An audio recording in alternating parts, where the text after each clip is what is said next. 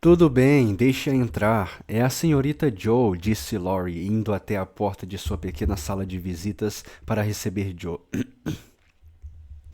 que pareceu bastante corada e à vontade, carregando um prato coberto em uma mão e os três gatinhos de Beth na outra. Aqui estou eu, de mala e cuia, ela disse feliz.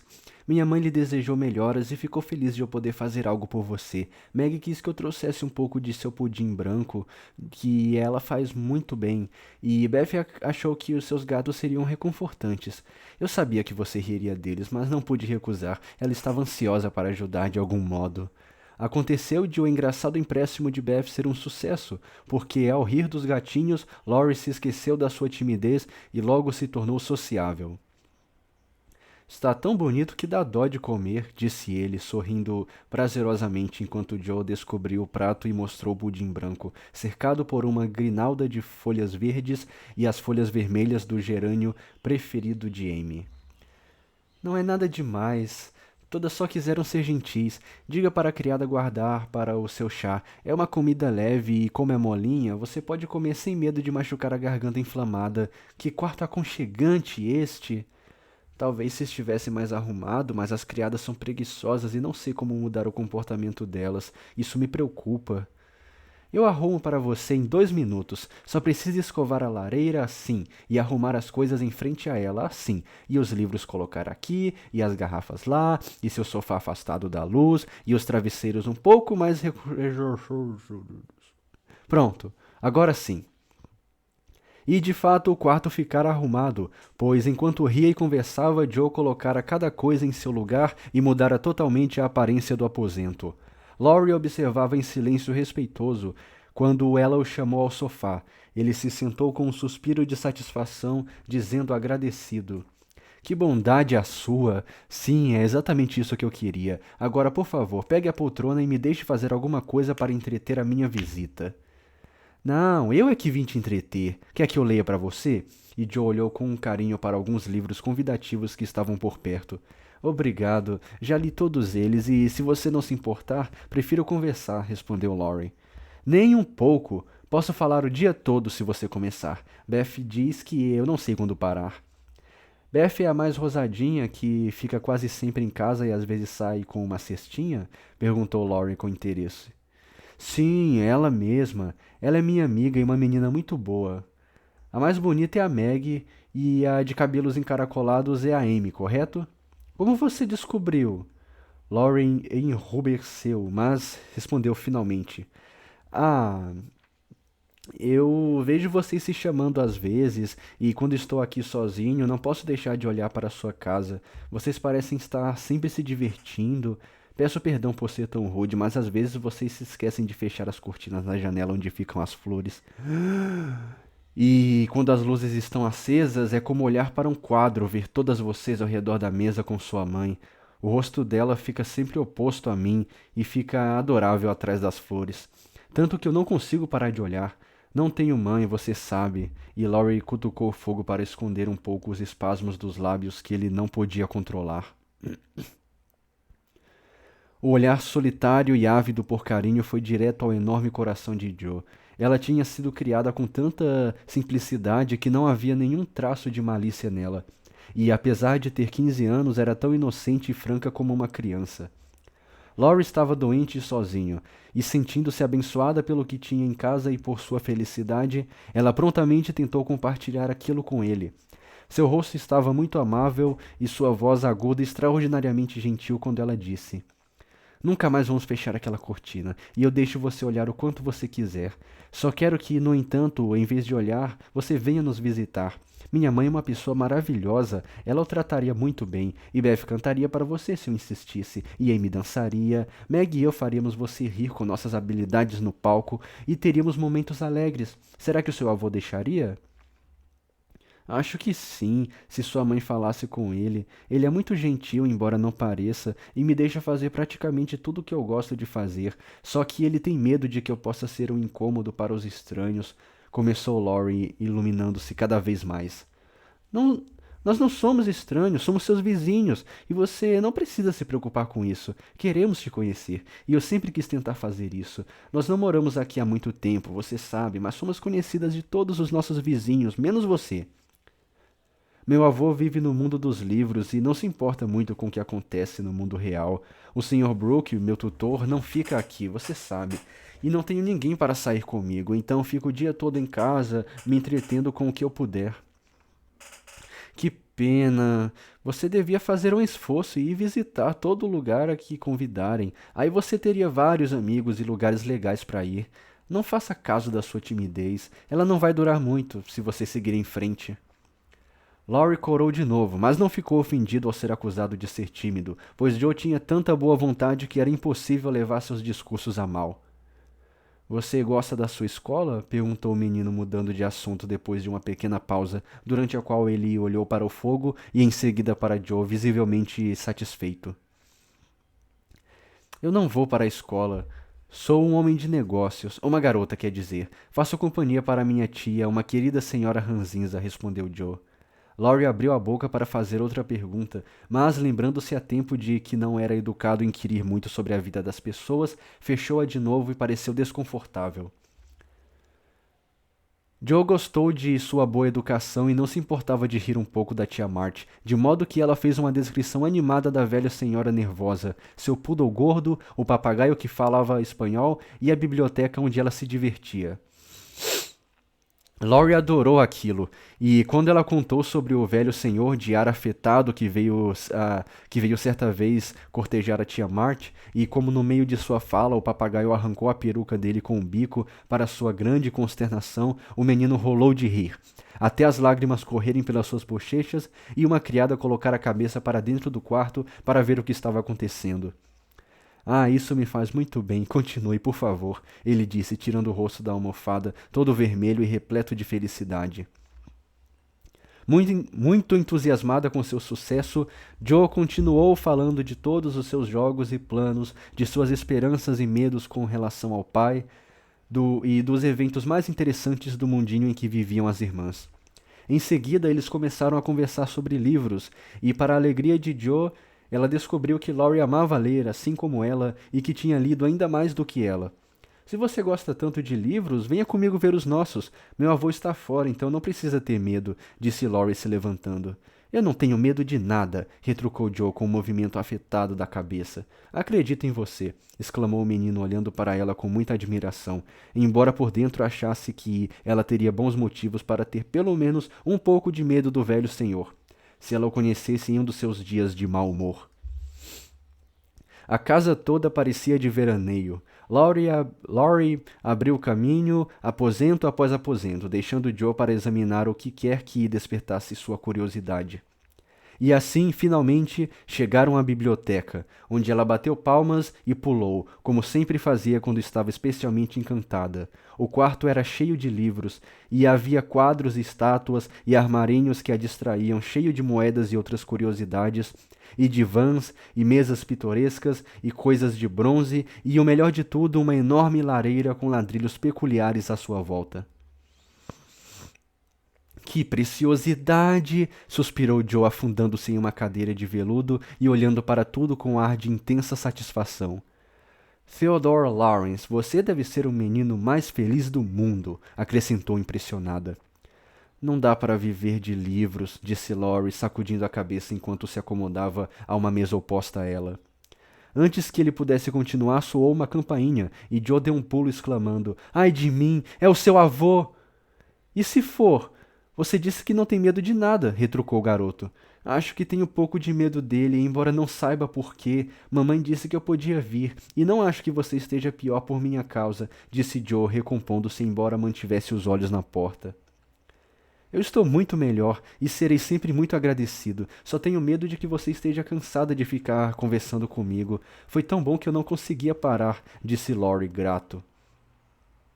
O médico veio vê-lo, senhor, e a empregada acenou enquanto falava. Você se importaria de ficar sozinha um minuto? Acho que tenho de ir vê-lo, disse Laurie. Não se preocupe comigo, estou feliz como um grilo. Tranquilo feito grilo, respondeu Joe. Laurie partiu e sua convidada se divertiu à sua maneira. Ela estava de pé diante de um belo retrato do velho senhor quando a porta se abriu novamente e, sem se virar, ela disse decidida: Agora tenho certeza de que não preciso ter medo dele, pois ele tem olhos gentis, apesar da boca severa e de parecer extremamente voluntarioso.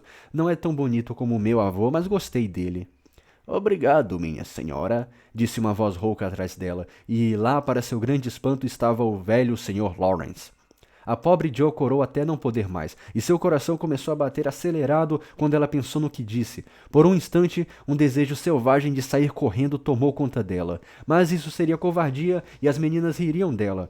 Então resolveu ficar e sair da enrascada do melhor jeito que pudesse. Um segundo olhar mostrou-lhe que os olhos reais, sob as sobrancelhas espessas, eram ainda mais bondosos do que os da pintura, e havia um brilhozinho malicioso neles, o que diminuiu bastante o medo dela. A voz rouca parecia ainda mais áspera quando o velho cavalheiro disse abruptamente, após a terrível pausa: Então, você não tem medo de mim, ah? Não muito, senhor. E você acha o seu avô mais bonito do que eu? Acho que sim, senhor. Eu sou muito voluntarioso, é isso? Eu só disse que parecia. Mas você gosta de mim, apesar de tudo? Sim, gosto, senhor. Essa resposta satisfez o velho. Ele deu uma risadinha, apertou a mão dela e, colocando o dedo sob o queixo da mesma, virou seu rosto, examinou-o gravemente e disse, assentindo com a cabeça: Você pode não ter o rosto do seu avô, mas tem a mesma personalidade. Ele era um homem bom. Um bom homem, minha querida. Mas, melhor do que isso, ele era corajoso e honesto, e eu me sentia muito orgulhoso de ser seu amigo. Obrigado, senhor. E Joe se sentiu muito mais confortável depois disso, pois aqueles adjetivos a descreviam com precisão. O que você está fazendo com meu garoto, hein? Foi a pergunta seguinte, feita sem rodeios. Só tentando ser uma boa vizinha, senhor, e Joe contou como surgiu a ideia da visita. Você acha que ele precisa se divertir um pouco, não é? Sim, senhor. Ele parece um pouco solitário e pessoas jovens lhe fariam bem, eu acho. Somos meninas, mas ficaríamos contentes em ajudar, se pudermos, pois jamais esqueceremos o esplêndido presente de Natal que o senhor nos enviou, disse Joe ansiosa. Ah, besteira, nada disso. Foi ideia do menino. Como está a pobre mulher? Está melhorando, senhor. E Joe disparou a falar muito rápido, contando tudo sobre os Hummel, que eram grandes amigos da sua mãe. Igualzinho ao avô dela, sempre fazendo o bem. Preciso ir visitar a sua mãe qualquer dia desses. Diga a ela. Ora, a campainha do chá. Hoje vamos tomá-lo mais cedo por causa do garoto. Venha e continue na política da boa vizinhança. Se o senhor me convidar. Claro que convido. Eu não estou a chamando. Eu não a estou chamando. E o senhor Lawrence lhe ofereceu o braço com cortesia à moda antiga. O que Meg diria disso tudo? Pensou Joe enquanto era levada e seus olhos dançavam divertidos ao se imaginar contando a história em casa. Ora, o que aconteceu, meu caro? Disse o velho quando Laurie desceu correndo as escadas e parou surpreso frente à surpreendente visão de Joe de braços dados com seu temível avô. Eu não sabia que estava em casa, senhor, disse ele, e Joe o olhou triunfante. Logo percebi, pelo jeito como você desceu as escadas. Venha tomar seu chá, senhor, e se comporte como um cavalheiro. E, puxando o cabelo do menino com um afago, o Sr. Lawrence continuou andando, enquanto Laurie encenava uma série de caretas cômicas às costas dos dois, que quase produziram uma sonora gargalhada em Joe. O velho não disse muito enquanto bebia suas 4 xícaras de chá, mas observava os jovens que em segundos conversavam como velhos amigos, e a mudança em seu neto não lhe passou despercebida. Havia cor, luz e vida no rosto do menino agora, vivacidade à sua maneira e alegria genuína em sua risada. Ela está certa, o rapaz é solitário. Vou ver o que essas meninas podem fazer por ele, pensou o Sr. Lawrence, ainda ouvindo e observando. Ele gostava de Joe, pois suas maneiras contundentes e peculiares convinham ao garoto, e ele parecia entender o menino quase tão bem como se ela mesma fosse um menino. Fosse um menino. Se os Lawrence fossem o que Joe chamava de snobs e decadentes, ela não conseguiria agir assim, pois as pessoas desse tipo sempre a deixavam tímida e desajeitada. Mas, vendo-os leves e simpáticos, conseguiu ser ela mesma e causou boa impressão. Quando terminaram o chá, ela sugeriu que devia ir, mas Laurie disse que tinha algo mais para mostrar e a levou à estufa que havia sido iluminada para ela. Parecia um conto de fadas para Joe, subir e descer por aqueles passeios, apreciar as paredes com flores dos dois lados, a luz suave, o ar doce e úmido e as vinhas maravilhosas e árvores que pendiam em todo lugar, enquanto seu novo amigo cortava as melhores flores e ela ficava com as mãos cheias. Então ele amarrou o ramalhete, dizendo com o olhar feliz que Joe gostava de ver: por favor, dê para sua mãe e diga-lhe que gostei muito do medicamento que ela me enviou. Eles encontraram o Sr. Lawrence de pé diante do fogo na grande sala de estar. Mas a atenção de Joe estava totalmente absorvida por um piano de cauda que estava aberto. Você toca? Ela perguntou, virando-se para Laurie com expressão respeitosa. De vez em quando, ele respondeu modestamente. Por favor, toque um pouco. Quero ouvir para poder contar para Beth. Não quer ir você primeiro? Eu não sei tocar, sou burra demais para aprender, mas amo música. Então Laurie tocou e Joe ouviu, com o nariz prazerosamente enterrado no heliotrópio e nas rosas de chá. Seu respeito e a admiração pelo garoto Lawrence aumentaram enormemente, pois ele tocava muito bem e sem afetação. Ela desejou que Beth pudesse ouvi-lo, mas não disse nada, apenas o elogiou até ele ficar extremamente envergonhado e seu avô vir em seu socorro. Já está bom, senhorita. Elogios demasiados não são bons para ele. Ele não toca nada mal, mas espero que se destaque bem em coisas mais importantes. Vamos? Bem, agradeço muito a você e espero que volte mais vezes. Saudações à sua mãe. Boa noite, doutora Joe. Ele apertou a mão dela gentilmente, mas parecia que algo não lhe agradara. Ao entrarem no corredor, Joe perguntou a Laurie se ela tinha dito algo errado. Ele meneou a cabeça. Não, fui eu. Ele não gosta de me ouvir tocar. Por quê? Conta outro dia. John vai acompanhá-la até a sua casa, já que eu não posso. Não precisa, não sou criança e é aqui do lado. Se cuide, está bem? Sim, mas você vai voltar, certo?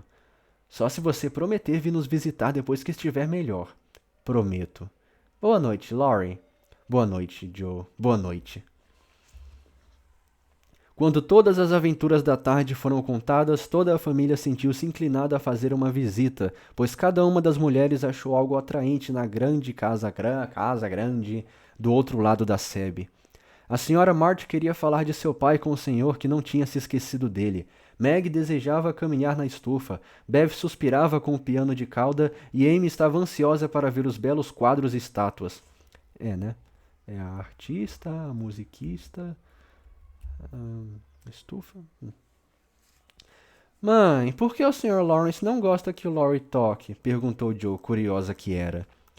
Não sei ao certo, mas acho que é por causa do filho dele, o pai de Laurie. Ele se casou com uma italiana que era musicista e o Sr. Lawrence, muito orgulhoso, não gostou disso.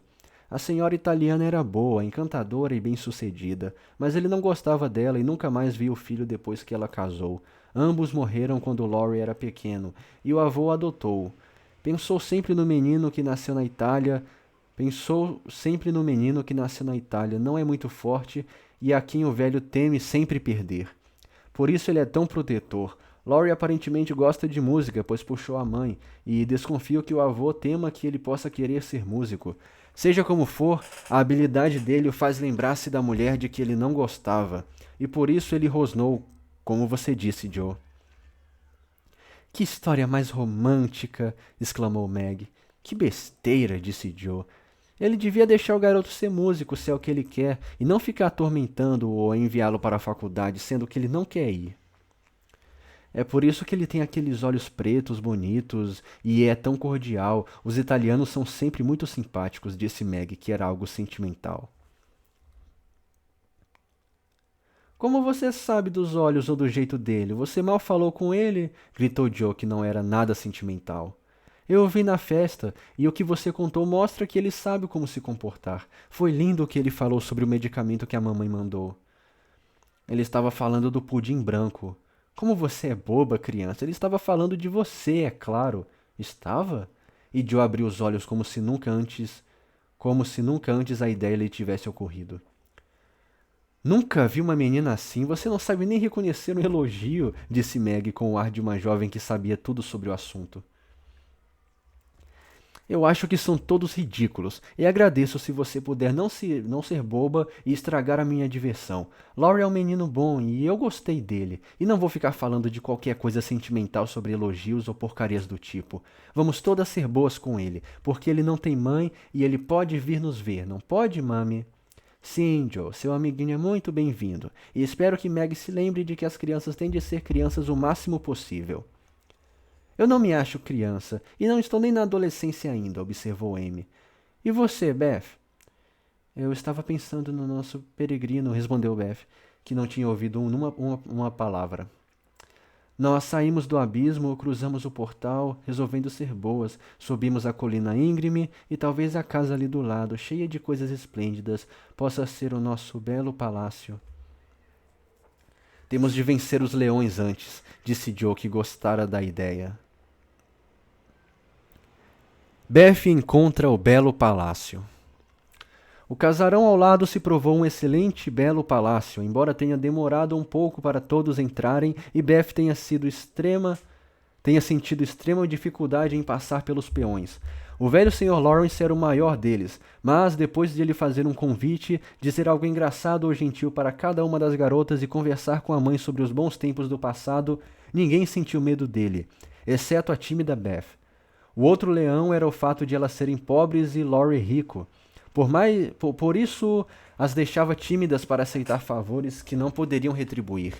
Mas depois de um tempo elas descobriram que ele as considerava as benfeitoras e não conseguia fazer o suficiente para mostrar o quão grato era pela recepção maternal da Sra. March, sua alegre companhia e o conforto que ele tinha naquele humilde lar. Então eles logo se esqueceram de seus orgulhos e trocaram gentileza sem parar para pensar em quem era superior. Todos os tipos de coisas agradáveis aconteceram, pois a nova amizade florescia como a relva na primavera. Todos amavam Laurie, e ele informou secretamente a seu tutor que as meninas March eram esplêndidas. Com o delicioso entusiasmo da juventude, elas inseriram o menino solitário em seu meio e o trataram muito bem. Ele encontrou algo de muito charmoso na companhia inocente daquelas meninas simples de coração. Não tendo mãe ou irmãs, rapidamente sentiu a influência delas sobre ele, e suas vidas agitadas e atarefadas o fizeram ter vergonha da vida indolente que levava. Ele estava cansado de livros e agora achava as pessoas tão interessantes que o Sr. Brooke era obrigado a fazer relatórios muito insatisfatórios, pois Laurie estava sempre encabulando as aulas e correndo para se encontrar com as meninas. Não tem problema, deixo ter umas férias e você compensa mais tarde, disse o velho senhor. A jovem da casa ao lado diz que ele está estudando demais e precisa de companhia de jovens, diversão e exercício. Suspeito que ela esteja certa e que eu tenha mimado o sujeito como se fosse sua avó. Deixe-o fazer o que quiser, desde que ele esteja feliz. Não há como algo dar errado naquele pequeno convento, e a Sra. March está fazendo mais por ele do que nós. Que bons momentos eles passavam! Eram muitas brincadeiras e jogos, muitos passeios de trenó e corridas de patins, muitas noites agradáveis no antigo salão e, de vez em quando, festinhas animadas na casa grande. Meg podia andar pela estufa o quanto quisesse e se deleitava com as flores. Joe se perdia na nova biblioteca vorazmente e fazia o velho se contorcer de rir com suas críticas. Amy copiava quadros e desfrutava a beleza para a alegria de seu coração. Laurie fazia deliciosamente bem o papel de senhor da casa. Mas Beth, embora ansiasse pelo piano de cauda, não conseguia criar coragem para ir à mansão do regozijo, como Meg a chamava. Ela foi apenas uma vez com Joe, mas o velho, não ciente de sua fraqueza, olhou para ela de maneira tão penetrante sob suas pesadas sobrancelhas e disse Ei! Tão alto que a pobre garota se assustou tanto que seus pés quase furaram o chão com suas batidas nervosas.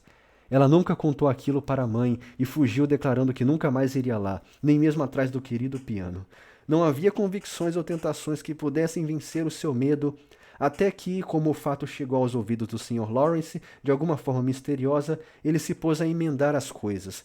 Durante uma das breves visitas que fez, ele magistralmente conduziu a conversa para a música e falou sobre grandes cantores que tinha visto, órgãos finos aos quais ouvira, e contou histórias encantadoras de modo que Beth descobriu ser impossível ficar no seu canto distante e foi chegando cada vez mais perto, como se fascinada. Às costas da cadeira dele, ela parou e ficou escutando, com os olhos bem abertos e as bochechas vermelhas de empolgação.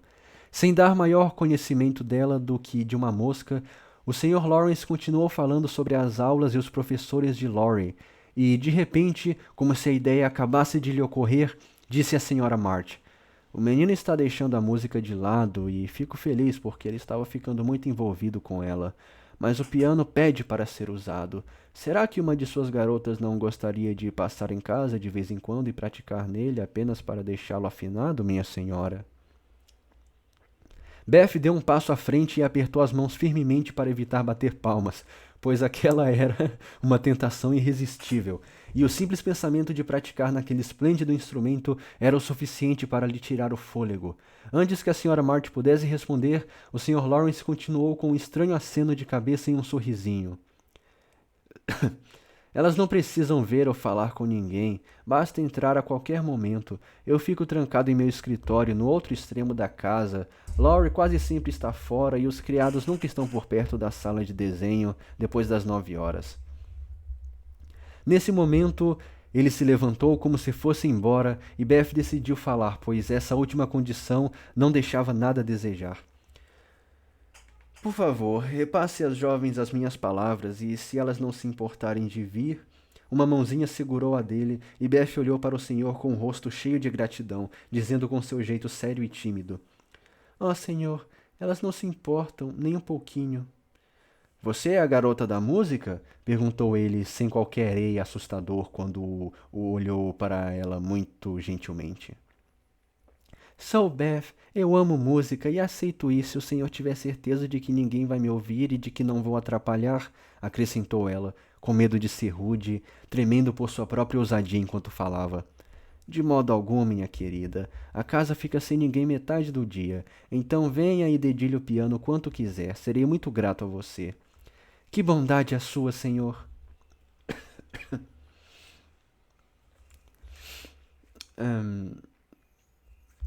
Beth ficou corada como uma rosa ao ver o olhar amigável que ele lhe dirigia, mas não estava mais com medo e deu um aperto de mão agradecido ao velho homem, porque ela não tinha palavras para agradecer o precioso presente que ele lhe dera.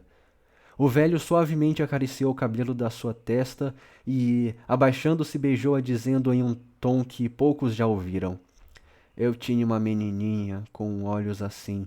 Deus a abençoe, minha querida. Tenha um bom dia, senhora." E ele partiu apressado. Beth entrou em êxtase diante da mãe, e em seguida correu para dar a notícia gloriosa para sua família de doentes, já que as meninas não estavam em casa. Como ela cantou alegre naquela noite, e como todos riram dela porque ela acordou Amy no meio da noite ao se pôr a tocar piano na cara dela. No dia seguinte, depois de ter visto tanto o velho como tanto o velho como o jovem cavalheiro fora de casa, Beth, depois de 2 ou 3 hesitações, entrou pela porta lateral e foi tão silenciosamente como um rato até a sala de estar, onde ficava seu ídolo. Por acaso, é claro, algumas partituras belas e fáceis estavam no piano, e com os dedos trêmulos e pausas frequentes para ouvir e olhar ao redor, Beth finalmente tocou o grande instrumento. E logo se esqueceu do seu medo, de si e de tudo mais. Tudo o que lhe importava era a alegria indizível que a música lhe dava, que era como a voz de um amigo querido. Ela se demorou até que Hannah veio levá-la para casa para jantar, mas ela não tinha fome e só conseguia sorrir para todos em estado geral de beatitude. Depois disso, o capuzinho marrom passava pela sebe quase todos os dias, e a grande sala de desenhos era assombrada por um espírito melodioso que entrava e saía sem ser visto. Ela nunca soube que o Sr. Lawrence abria a porta do escritório para ouvir as músicas antigas de que ele gostava.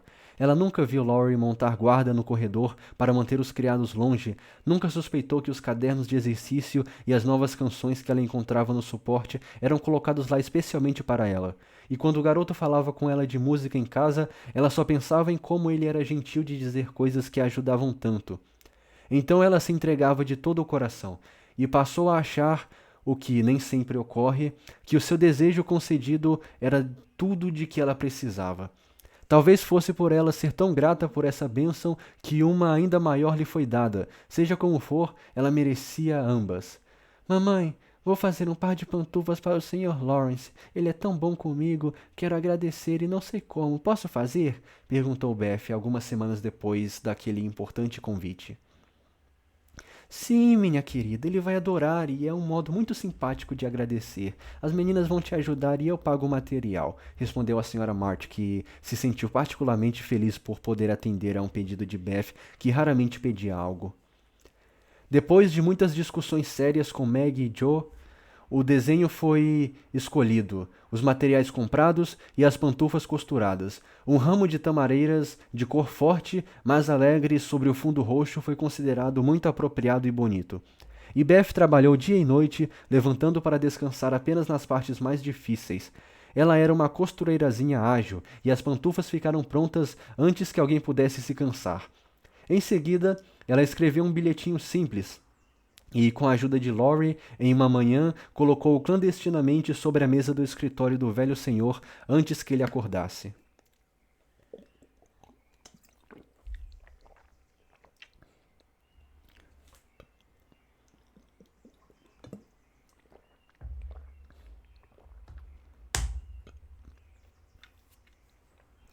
Quando essa emoção passou, Beth esperou para ver o que aconteceria. Passou um dia todo e parte do dia seguinte antes de qualquer confirmação de recebimento chegar, e ela começou a temer que houvesse ofendido seu amigo.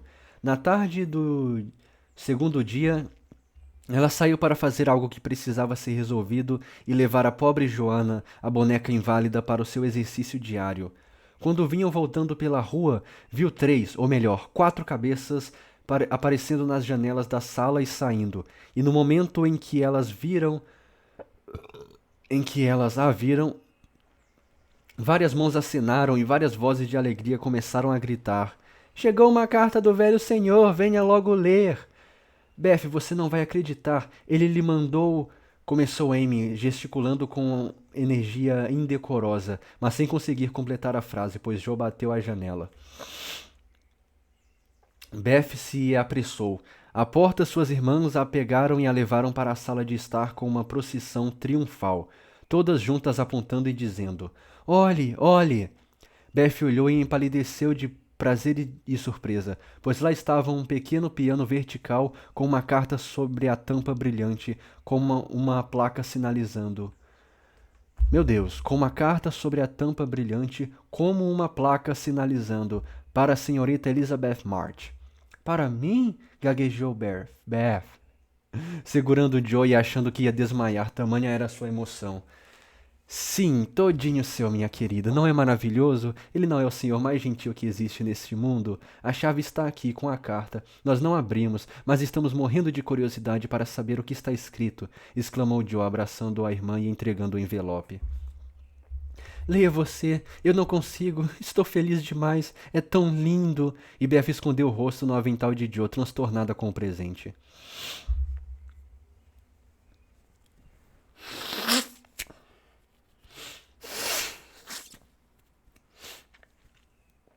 Joe abriu a carta e começou a rir, pois as primeiras palavras que viu foram: Senhorita March, cara madame.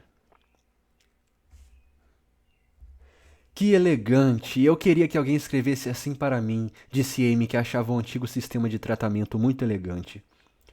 Já tive muitos pares de pantufas na vida, mas nunca um mais adequado do que o seu, continuou Joe. Amores perfeitos são a minha flor predileta e sempre me lembrarão da gentil alma que me presenteou. Gosto de pagar minhas dívidas, então estou certo de que vai permitir que o velho senhor lhe envie algo que um dia pertenceu à netinha que ele perdeu. com agradecimentos sinceros e os melhores votos, do seu grato amigo e humilde servo, James Lawrence. Isso é motivo para se orgulhar, Beth. Lauren me contou como o Sr. Lawrence era apegado à criança que morreu e como ele guardava todas as suas coisinhas com cuidado. Você parou para pensar? Ele lhe deu o piano dela.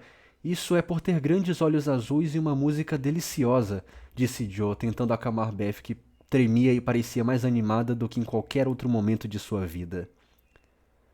Vejam os Vejam os engenhosos suportes para velas e essa seda verde de qualidade, dobrada e com uma rosa de ouro no meio, e o suporte de partituras e esse banquinho lindo, tudo perfeito, acrescentou Meg, abrindo um instrumento e exibindo suas belezas. Seu humilde servo James Lawrence, você consegue imaginá-lo escrevendo isso para você? Vou contar para as meninas, elas vão achar esplêndido, disse Amy, impressionadíssima com o bilhete. Toque, querida, vamos ouvir o som do pianinho, disse Hannah, que sempre se envolvia nas alegrias e tristezas da família. Então Beth tocou, e todas declararam que aquele era o piano mais notável já ouvido.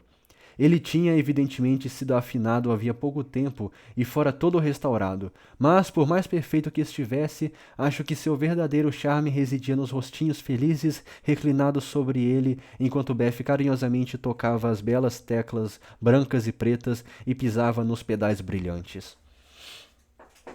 Você vai ter de ir até lá para agradecer, disse Joe em tom de piada, pois a ideia de que Bev realmente fosse jamais passou por sua cabeça. Sim, eu vou. Acho que vou agora mesmo, antes de ficar com medo de tanto pensar. E, para o espanto da família reunida, Bev caminhou decidida até o jardim, atravessou a sebe e entrou pela porta dos Lawrence. Que um raio caia na minha cabeça se essa não foi a coisa mais estranha que já vi na vida. O piano mexeu com a cabeça dela. Ela nunca iria em sã consciência, gritou Hannah olhando para a menina que se afastava enquanto as outras estavam sem palavras pelo milagre. Elas ficariam ainda mais assombradas se tivessem visto o que Beth fez depois. Se você pudesse acreditar em mim, ela bateu à porta do escritório antes de ter tempo de pensar, e quando uma voz rouca gritou "entre", ela o fez. Foi diretamente até o Sr. Lawrence, que parecia bastante desconcertado, e estendeu a mão, dizendo com apenas um leve tremor na voz: "Eu vim para agradecer-lhe, senhor, pelo..." Mas ela não terminou a frase, pois ele parecia tão amigável que ela esqueceu o que queria falar, e se lembrando de que ele tinha perdido a menina que amava, colocou os braços ao redor do seu pescoço e o beijou. Se o telhado da casa de repente saísse voando, o velho senhor não teria ficado mais espantado, mas ele gostou. Ah, meu caro, ele gostou muito, e ficou tão tocado e grato por esse pequeno beijo que toda sua rabugice desapareceu. Tudo o que conseguiu fazer foi se ajoelhar e colocar seu rosto enrugado junto ao rosto rosado dela, sentindo-se como se estivesse reavido sua netinha.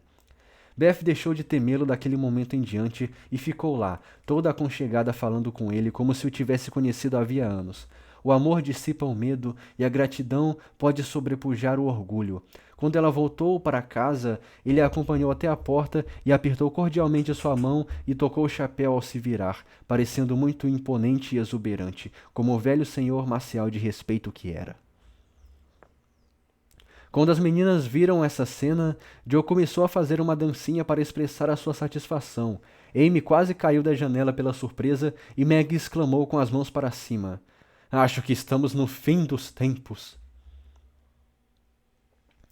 O Vale da Humilhação de Amy. Esse garoto é um ciclope perfeito, não é? Disse Amy um dia quando Laurie passou por ela ruidosamente a cavalo e com um floreio do chicote. Como ousa dizer isso se ele tem os 2 olhos, e muito bonitos por sinal? Gritou Joe, que se ressentia com quaisquer comentários depreciativos sobre seu amigo. Eu não estava falando dos olhos, e não sei por que você precisa ficar tão irritada se eu só estou admirando a sua equitação. Ai, meu Deus, a destrambelhada quis dizer centauro e o chamou de ciclope, exclamou Joe, morrendo de rir. Não precisa ser tão rude, foi só um lapse de língua. Corruptela de lapsus linguae, erro de pronúncia. Como diz o Sr. Davis, retrucou Amy, tentando diminuir Joe com seu latim. Eu só queria ter uma parte do dinheiro que Laurie gastou nesse cavalo, acrescentou ela como se falasse para si, embora esperasse que as irmãs ouvissem. Por quê? Perguntou Meg gentilmente, pois Joe tinha caído em novo ataque de riso com o segundo erro de Amy. Eu preciso tanto de dinheiro, estou terrivelmente endividada e não vai ser a minha vez de ficar contando as moedinhas por um mês. Endividada, Amy? Como assim? Meg parecia séria. Ora, eu devo pelo menos uma dúzia de limas em conserva e não tenho como pagar, pelo menos até ter dinheiro, porque a mãe me proibiu de comprar fiado na loja. Conte mais. Limas são a nova moda? Antes eram pedaços de borracha furada para fazer bolas, e Meg tentou se manter séria. Amy parecia sisuda e imponente. Ora, veja você, as meninas estão sempre comprando, e se você não quer passar uma má impressão, deveria fazer o mesmo. Tudo são limas agora. Todo mundo come limas o tempo todo, até na carteira, na hora da aula. E na hora do recreio, todo mundo fica trocando limas por lápis, anéis de bijuteria, bonecas de papel ou qualquer outra coisa. Se uma garota gosta da outra, o presente que ela dá são limas. Se estiver brava com a amiga, no entanto, ela come uma bem na frente dela e não oferece nenhum pedaço. Com essas trocas constantes, eu já ganhei várias, mas nunca dei nenhuma e preciso dar, pois limas são dívidas de honra. Quanto precisa para pagar o que você deve e restaurar seu crédito? Perguntou Meg, tirando a bolsa. 25 centavos é mais que suficiente e ainda sobra para comprar um mimo para você. Você não gosta de limas? Não muito. Pode ficar com a minha parte. Tome aqui o dinheiro. Guarde e economize o quanto puder, porque não está sobrando, você sabe. Obrigada. Deve ser tão bom ter dinheiro no bolso. Vou me deliciar, porque não comi nenhuma limazinha esta semana. Me senti mal de pegar Eita! De pegar de alguém. Me senti mal de pegar de alguém, pois não poderia devolver, mas estou morrendo de vontade de comer. No dia seguinte, Amy chegou um pouco tarde da escola, mas não conseguiu resistir à tentação de mostrar, com perdoável orgulho, um pacote de papel marrom úmido antes de se resignar aos recessos mais íntimos da sua carteira. Durante os próximos minutos, o rumor de que Amy March comprara 24 deliciosas limas, ela comeu uma no caminho, e que distribuiria presentes, começou a circular entre as colegas, e todas as atenções das amigas se viraram para ela. Kate Brown convidou-a para a próxima festa no mesmo instante. Mary Kingsley insistiu em lhe emprestar o relógio até o recreio, e Jenny Snow, uma senhorita satírica que tinha vilmente ridicularizado Amy por não ter limas, logo baixou as armas e se ofereceu para dar as respostas de tarefas de escola dificílimas. Dificílimo dividir mililitros de mirifico jiripiti. Mas Amy não tinha se esquecido dos comentários maldosos da senhorita Snow. Algumas pessoas têm o nariz chato demais para poder sentir o cheiro das limas dos outros e são orgulhosas demais para pedir emprestado. E logo acabou com as esperanças da garota Snow. Não precisa ser tão educada do dia para a noite porque você não vai ganhar nenhuma. Um personagem ilustre por acaso visitou a escola naquela manhã, e os mapas bem desenhados de Amy receberam elogios que se somaram à irritação na alma da senhorita Snow e fez que a senhorita March assumisse ares de um jovem pavão. Mas ai, que dó! O orgulho precede a queda e a vingativa Snow virou o jogo com desastroso sucesso. Assim que o ilustre convidado teceu os obsoletos elogios de praxe e fez uma mesura para se despedir, Jenny, sob o pretexto de fazer uma pergunta importante, informou ao Sr. Davis, o professor, que Amy March tinha limas em conserva na carteira. Acontecia que o Sr. Davis tinha declarado as limas um item de contrabando e solenemente prometeu punir com rigor e publicamente a primeira pessoa que fosse pega burlando a lei. Esse mais que persistente homem conseguira banir a goma de mascar depois de uma longa e árdua guerra, fizera uma fogueira com os romances e jornais confiscados, se apoderara de uma carta pessoal, proibira caretas, apelidos e caricaturas e fizera tudo o que um homem pode fazer para manter meias centenas de meninas rebeldes no eixo. Meninos são testes formidáveis para a paciência humana. Só Deus sabe, mas meninas são muito mais, especialmente para senhores nervosos com temperamento tirânico e nenhum talento para o ensino como o Dr. Blimber. Referência a um personagem do romance Dombey e Filho, de Charles Dickens. O Sr. Davis sabia um sem número de grego, latim, álgebra e logias de todos os tipos, e por isso era considerado um bom professor. Modos, moral, sentimentos e exemplos não eram considerados de particular importância. Era um péssimo momento para denunciar Amy e Jenny sabia disso. O Sr. Davis obviamente levantara da cama com o pé esquerdo naquela manhã. O vento leste soprara e afetara sua neuralgia, e suas alunas não lhe deram o respeito que ele pensava merecer. Então, usando o expressivo, embora nada elegante jeito de falar das alunas, ele estava nervoso como uma bruxa e irritado como o diabo. A palavra lima foi como fogo em pólvora. Seu rosto amarelado corou e ele bateu na mesa com tanta força que Jenny pulou para sua carteira com incomum rapidez. Senhoritas! 1 minuto de atenção.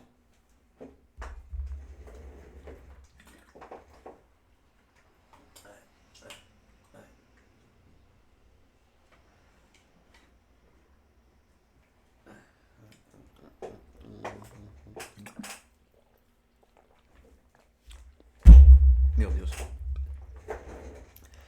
A ordem dita com rispidez, o zumbido cessou. E 50 pares de olhos azuis, pretos, cinza e castanhos foram obedientemente fixados em seu terrível rosto. Senhorita March, venha até a minha mesa. Amy se ergueu obediente, com compostura externa, mas com um medo secreto oprimindo-a por dentro, pois as limas passavam em sua consciência. Traga também as suas limas. Foi o comando inesperado que a deteve ainda antes de sair da carteira. Não leve todas, sussurrou uma colega, uma jovem de grande presença de espírito. Amy rapidamente reservou meia dúzia e colocou o resto diante do Sr. Davis, achando que qualquer homem que possuísse um coração humano cederia quando aquele delicioso perfume encontrasse seu nariz. Infelizmente, o Sr. Davis, em especial, detestava o odor de alimentos em conserva, e o desgosto só fez aumentar a sua ira. Só isso? Na verdade, não, gaguejou Amy. Traga o resto, já! Com um olhar desesperado, ela obedeceu. Não há mais nenhuma? Tem certeza? Nunca minto, senhor. Estou vendo. Agora pegue essas coisas nojentas de 2 em 2 e jogue pela janela. Houve um suspiro conjunto que criou uma pequena lufada quando a última esperança foi eliminada e a iguaria foi arrebatada dos desejosos lábios das jovens. Rubra de vergonha e raiva, Amy foi à janela e voltou 6 angustiantes vezes, e cada vez que um par condenado,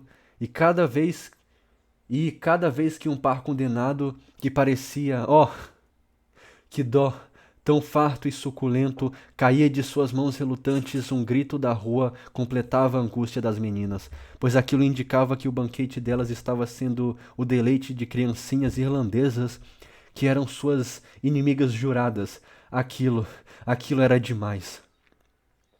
Todas olharam indignadas ou suplicantes para o inexorável Davis, e uma amante apaixonada das limas caiu em prantos. Quando Amy voltou da sua última viagem, o Sr. Davis soltou um "hein" portentoso e disse do modo mais impressionante que pôde. Senhoritas, lembrem-se do que falei há 1 semana. Lamento por isso, mas não permito que minhas regras sejam violadas, e jamais deixo de cumprir a minha palavra. Senhorita March, estique a mão. Antes de completar o gesto, Amy colocou as 2 mãos atrás de si, dando-lhe um olhar suplicante que intercedia por ela melhor do que palavras. Ela era uma favorita do velho Davis, como é claro ele era chamado, e eu pessoalmente acredito que ele não teria quebrado sua promessa se a indignação de uma jovem irreprimível não tivesse sido expressa em um chiado. O chiado, ainda que fraco, irritou o irascível senhor e selou o destino da culpada. A mão, senhorita March. Foi a única resposta que seu apelo mudo recebeu. E, orgulhosa demais para chorar ou suplicar, Amy cerrou os dentes Jogou a cabeça para trás desafiadoramente e suportou, sem covardia, vários golpes que faziam formigar a pequena palma da sua mão. Não foram muitos, nem fortes, mas isso não fez diferença para ela. Era a primeira vez na vida que ela apanhava e a desgraça, a seus olhos, era tão profunda como se ela a tivesse derrubado com um soco. Agora você vai ficar no canto até o recreio, disse o Sr. Davis, disposto a ir até o fim, agora que já havia começado. Isso foi cruel. Se ela voltasse ao seu lugar, já teria sido ruim o suficiente, tendo de ver o rosto de pena das amigas ou a face satisfeita de suas poucas inimigas.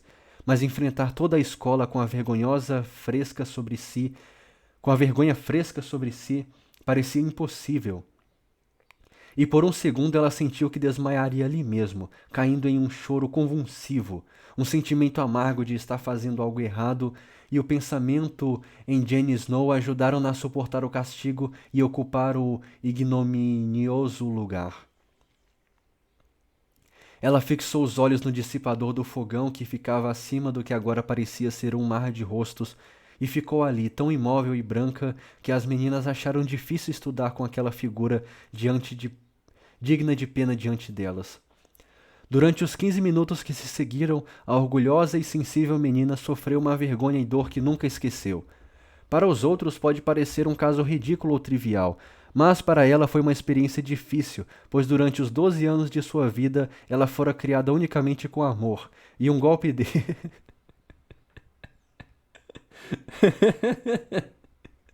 e um golpe desse nunca havia tocado antes. A ardência na mão e a dor no coração foram esquecidos com a ferroada do pensamento. Vou ter de contar o que houve em casa, e todos ficarão muito decepcionados comigo. Os 15 minutos pareceram uma hora, mas finalmente terminaram. E palavra e a palavra recreio nunca lhe foi tão bem-vinda antes. Pode ir, senhorita March, disse o Sr. Davis, parecendo, ao que tudo indica, desconfortável. Ele demorou para esquecer o olhar de reprovação que Amy lhe lançou quando ela foi. Sem dizer palavra a alguém, direto para a antessala, pegou suas coisas e abandonou o lugar para sempre, como ela pungentemente declarou a si mesma. Ela estava em um estado deplorável quando entrou em casa, e quando as meninas mais velhas chegaram algum tempo depois, uma reunião de indignação foi imediatamente realizada. A senhora March não disse muito, mas parecia perturbada, e confortou a filha caçula de maneira terna. Meg lavou a mão ferida com glicerina e lágrimas. Beth sentiu que nem mesmo seus gatinhos seriam um bom bálsamo para dores como essa. Joe, vingativa, propôs que o Sr. Davis fosse preso sem demora.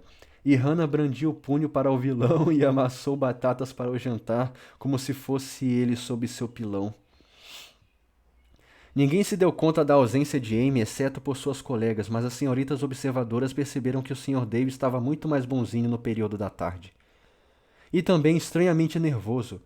Pouco antes a escola fechar, Joe apareceu com uma expressão sombria ao se encaminhar à mesa do professor e entregar uma carta de sua mãe. Em seguida, recolheu os pertences de Amy e partiu, raspando cuidadosamente a lama das suas botas no capacho da porta, como se estivesse tirando a sujeira do lugar que se acumulara sob seus pés. Sim, pode tirar um período de férias da escola, mas quero que você estude um pouquinho por dia com a Beth, disse a Sra. March naquela noite. Não concordo com castigos físicos, especialmente para meninas. Não gosto do modo como o Sr. Davis, Não gosto do modo de ensino do Sr. Davis e não acho que as meninas que andam com você estejam lhe fazendo bem. Então vou pedir conselhos ao seu pai antes de enviá-la a alguma outra escola. Ótimo! Quem dera todas as garotas saíssem e a velha escola dele se visse abandonada. É enlouquecedor pensar naquelas limas, suspirou Amy com um ar de Martes. Não acho errado você ter perdido as frutas porque você infringiu as regras e merecia alguma punição por desobediência. Foi a resposta severa que decepcionou a jovem, que não esperava nada além de simpatia. Quer dizer que você está feliz porque eu fui desgraçada diante de toda a escola? Exclamou Amy. Eu não teria escolhido essa maneira de corrigir seu erro, respondeu a mãe, mas não tenho certeza se esse castigo não lhe fará mais bem do que métodos menos severos. Você está começando a ser um pouco pretensiosa, minha querida, e já é tempo de começar a corrigir isso. Você tem um bom número de dons e virtudes, mas não há necessidade de se gabar deles, pois a presunção estraga o melhor gênio. Não há muito risco de que um verdadeiro talento ou ponto forte seja esquecido, e, mesmo se o for, a consciência de possuí-lo e usá-lo bem deve ser o suficiente. A maior virtude de todas é a modéstia.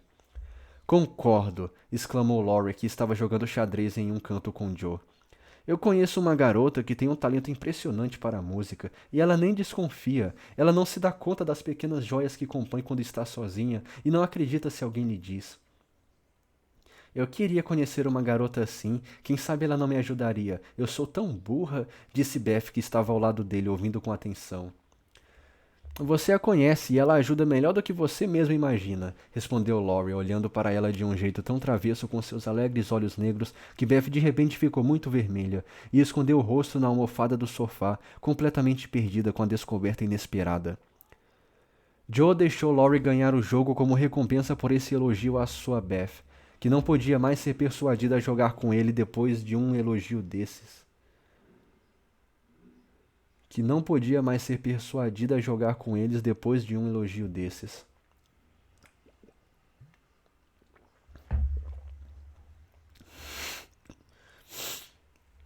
Então Laurie deu o melhor de si e cantou deliciosamente com um humor particularmente animado, pois para Smart ele raramente mostrava o lado temperamental de seu caráter. Quando ele se foi, Amy, que estivera pensativa durante toda a noite, disse de repente, como se entretida com uma nova ideia: Laurie é um garoto talentoso? Sim, ele teve uma excelente educação e tem muito talento. Ele vai ser um bom homem, se não for estragado por mimos, respondeu a mãe. E ele não é pretensioso, é? Perguntou Amy. Nem um pouco. É por isso que ele é tão charmoso e todas nós gostamos tanto dele. Entendi. É bom ter talentos e ser elegante, mas não para se mostrar ou se vangloriar, disse Amy pensativa. Essas coisas são sempre vistas e percebidas nos modos e na conversa de uma pessoa, se usadas modestamente, e não é necessário exibi-las, disse a senhora March. Assim como não é adequado usar todos os seus gorros, vestidos e fitas de uma só vez, para que todo mundo saiba que roupas você tem, acrescentou Joe, e o sermão terminou em risada. Joe conhece Apolion. Apolion, também conhecido pelo seu nome hebraico Abaddon, é um anjo de destruição. Meninas, aonde vocês vão? Perguntou Amy, entrando no quarto delas em uma tarde de sábado e vendo-as se preparando para sair, com um ar de segredo que despertava a sua curiosidade. Não é da sua conta, crianças não devem fazer perguntas, Joe retrucou bruscamente. Não há nada de mais humilhante para os nossos sentimentos quando somos jovens do que ouvir isso, e receber ordens como agora vá embora, querida, só nos deixa mais tentados. Amy empinou o nariz com o insulto e sentiu-se determinada a descobrir o segredo, mesmo que precisasse importunar as irmãs por 1 hora. Virando-se para Meg, que nunca lhe recusava algo por muito tempo, ela disse persuasiva. Me conte, acho que você devia me deixar ir também, porque a Bev está entretida com o piano e eu não tenho nada para fazer. Estou tão só. Não posso, querida, porque você não foi convidada, começou a Meg, mas Joe interrompeu impaciente. Fique quieta, Meg, ou você vai estragar tudo. Você não pode ir, Amy. Então não haja como criança e pare de choramingar. Vocês vão a algum lugar com o Laurie, eu sei que vão. Vocês estavam cochichando e rindo no sofá ontem à noite e pararam quando eu apareci. Não é com eles que vocês vão sair? Não é com ele que vocês vão sair? Sim, é com ele. Agora fique quieta e pare de incomodar. Amy mordeu a língua, mas aguçou os olhos e viu Meg escorregar um leque para dentro do bolso. Já sei, já sei! Vocês vão ao teatro assistir aos 7 castelos, ela gritou, acrescentando resolutamente. E eu vou junto, porque a mamãe disse que eu podia assistir à peça. Eu tenho meu próprio dinheiro e foi muita maldade de vocês não me contarem desde o início. Me escute e seja uma boa menina, disse Meg calmamente. A mamãe não quer que você vá esta semana porque seus olhos ainda não estão bons o suficiente para suportar a luz do palco. Na semana que vem você pode ir e se divertir com a Beth e a Hannah. Não seria nem metade da diversão de ir com vocês e com Laurie. Por favor, estou com esse resfriado há tanto tempo, trancado aqui em casa, que estou morrendo atrás de alguma diversão. Por favor, Meg, me deixe ir. Eu vou me comportar, suplicou Amy, parecendo tão digna de pena quanto possível. Suponha que nós a levemos. Não acho que a mamãe se importaria se nós a agasalhássemos bem, começou Meg. Se ela for, eu não vou. E se eu não for, o Laurie não vai gostar. Além disso, é extremamente rude levar a Amy, sendo que ele só convidou a nós duas. Se eu fosse ele, acharia que ela gosta de se meter onde não é chamada, disse Joe zangada, porque não lhe agradava a ideia de ter de ficar cuidando de uma criança arteira enquanto queria se divertir. Seu tom e a maneira de falar irritaram Amy, que começou a calçar as botas dizendo extremamente séria: Eu vou! Meg disse que eu posso, e se eu pagar a minha entrada, o Laurie não tem nada a ver com isso. Você não pode sentar conosco, porque os assentos são reservados, e você não pode sentar sozinha. Então o Laurie vai ter de ceder o lugar dele para você, e isso vai estragar toda a nossa diversão. Ou ele vai conseguir outro assento para você, e isso não é apropriado, já que você não foi convidada. Você não vai sair daqui, então nem ouse dar um passo, repreendeu Joe, mais irritada do que nunca por ter furado o dedo na pressa.